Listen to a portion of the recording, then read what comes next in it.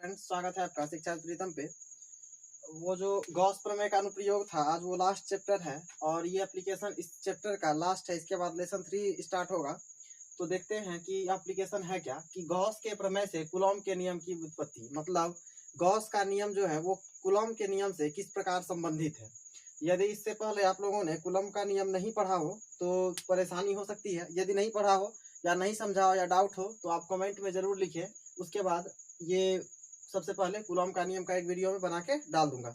लेकिन तत्काल में देखते हैं इसको कि कैसे गॉस के प्रमेय जो है या गॉस का नियम जो था वो कूलॉम के नियम से रिलेट था, मतलब एक दूसरे से जुड़ा हुआ था। तो इसको समझने के लिए सबसे पहले इस फिगर को हम लोग समझते हैं। मान लेते हैं कि यह एक स्फीयर है, एक सर्किल बना लिए हैं और इस सर्किल में एक केंद्र है जिसको O माने हैं और इस O पर एक पॉइंट चार्ज Q1 स्थित है।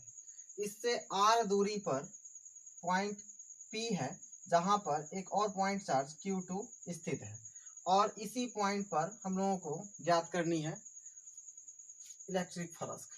ठीक है, तो अब जो है इसके लिए एक चीज याद रखना है कि थीटा का मान क्या रखना है, 0।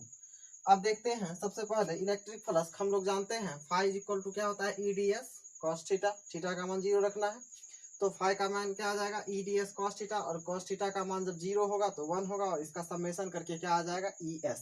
क्लियर होगा, इक्वेशन हो गया फर्स्ट।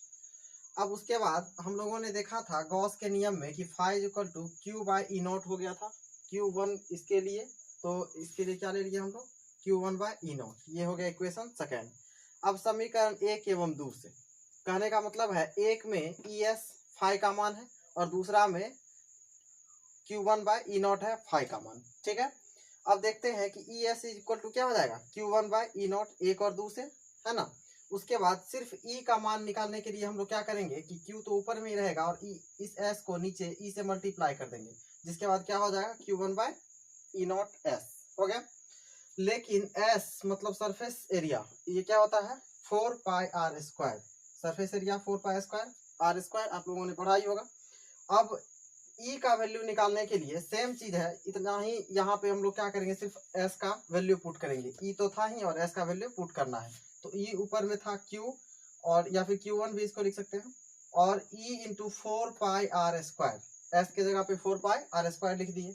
और E का वैल्यू क्या हो जाएगा, यहाँ पे इसको अलग कर देते हैं। कूलम के नियम में हम लोगों ने देखा था 1/4 pi epsilon naught into Q1 by Q2 था। अब देखिए कि इज इक्वल टू क्या हो जाएगा, 1/4 pi epsilon not, 4 pi epsilon not और Q1 बट्टे आर स्क्वायर हो गया, Q1 बट्टे आर स्क्वायर। अब जो है, लेकिन E का वैल्यू क्या होता है, F/Q2, और E इज इक्वल टू क्या होता है, F/Q2। तो इसके लिए अब जो है F का वैल्यू निकालने के लिए क्या करेंगे, cross multiplication. F is equal to क्या हो जाएगा, Q2 इंटू E, इस दोनों को मल्टीप्लाई कर देंगे, क्रॉस मल्टीप्लीकेशन में नीचे कुछ नहीं है 1 देंगे, तो क्या हो जाएगा, Q2 इंटू E F, और ये हो जाएगा समीकरण 4 और ये समीकरण 5। अब समीकरण 4 और 5 से, 4 में क्या देखा है हम लोगों ने कि E is equal to 1/4 pi epsilon naught into Q1 बट्टे आर स्क्वायर, जबकि यहाँ पर क्या था, F is equal to Q2 into E।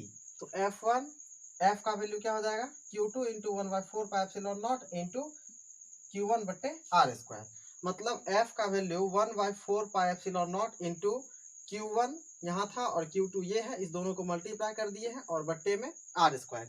यही तो कहता था कूलम का नियम। तो हम लोगों ने देखा कि गॉस का नियम से प्रारंभ किया और कूलम के नियम का सत्यापन किया।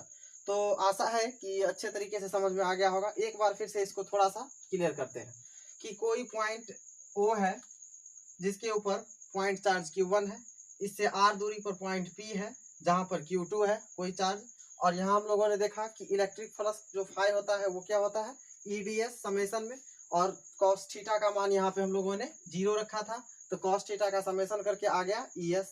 ठीक है, गॉस के नियम से हम लोगों ने देखा था phi is equal to Q by E naught, उसी चीज को हम लोगों ने ES का वैल्यू यहाँ पे पुट किया, इस समेशन को समीकरण फर्स्ट और सेकेंड से, और ये आ गया E का वैल्यू।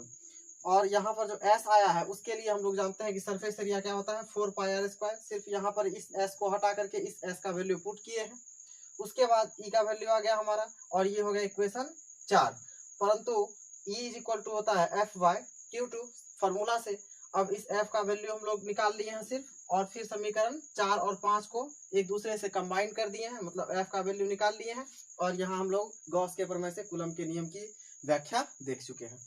तो यदि आपको अच्छे से समझ में आ रहा हो तो वीडियो को ज़्यादा से ज़्यादा लाइक करें और लोगों के बीच शेयर करें। इसी के साथ धन्यवाद।